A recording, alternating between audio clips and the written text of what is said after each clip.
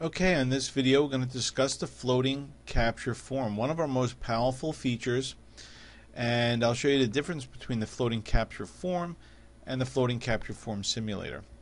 Now, on the floating capture form, you have the ability to create your own very easily by clicking on creating new floating capture form right here. And you'll find this, by the way, going under the marketing tab, and right here, right up at the top, clicking on floating capture form, which will bring you to this screen. Let's click on that right here.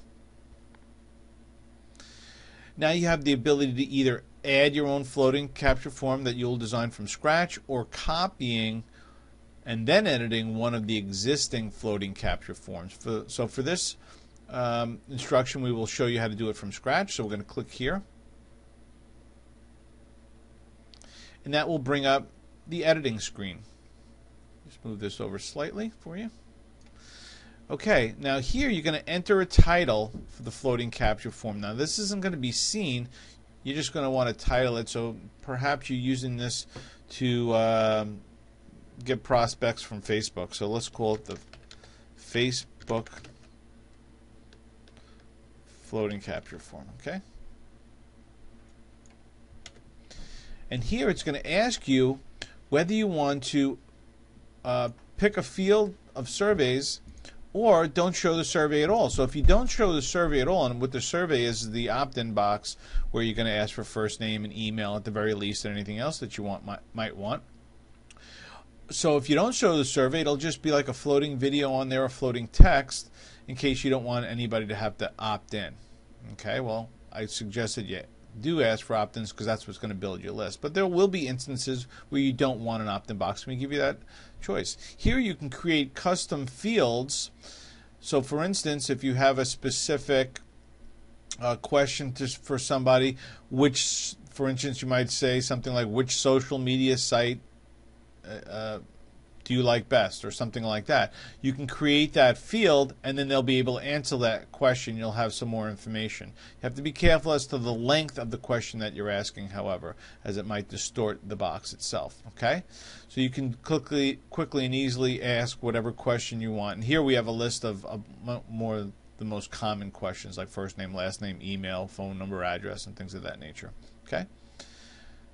Now, step 3 is going to be choose which autoresponder people are going to get once they fill out their name and email, at the very least, on that form, if you choose to put one on there. Now you could choose no campaign if you want, or choose a campaign that you have pre-written for this particular marketing campaign that you're doing with this floating capture form. It's up to you.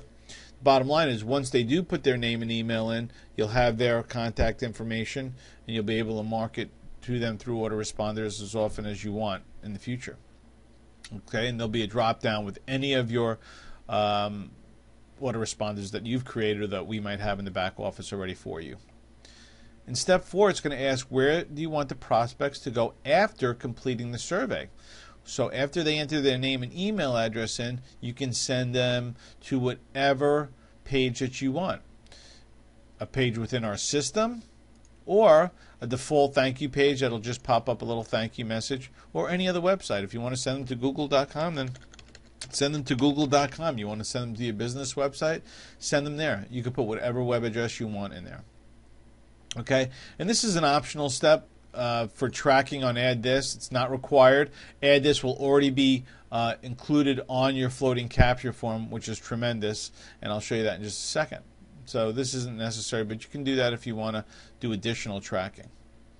So let's save those changes, and here now I'm going to show you how to create the form itself. Again, everything is step by step in this system. We have the videos like you're watching now, but also, even if you didn't have the video, just going into these features, you see it's very easy to follow along. So step A is going to be right up here. That's the text that's going to be right up there. Okay. Step B will be your headline, which will appear right there. Then your subheadline, which would appear right there. And then the body of your text is going to be right above, right over here. And then you have your opt-in box, okay? And you have the ability to add a PS and a PPS, Okay, I'm not going to change the text on there. Let's just leave that. And then it's going to ask you if you want to put a video on there. You can choose no video if you want and just use text, or you can use a video from our library or a video from another website such as YouTube. So for this example, let's try to grab a video from YouTube. Okay. So once I save those changes, it's going to ask me to enter the code from YouTube. And all I'm going to do is go to YouTube. And if you'll notice here, there's an embed code. I just happen to choose this video, but here. And there's an embed code here. When you click on that, it'll highlight the embed code like you see right here. You just simply right-click on that, copy it, then go back to your administration area, and then simply right-click again, and then paste the code in there. I would auto-start the video, which you can do right there.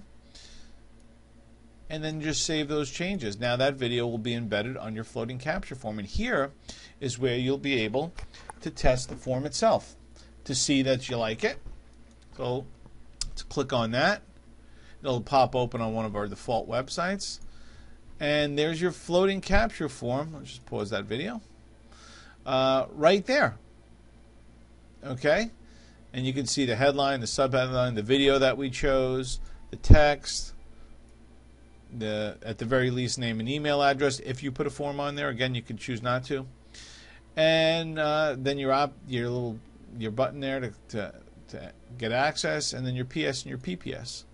So this is so powerful. Having this pop open on top, not only a social media website, but any website or any page on any website.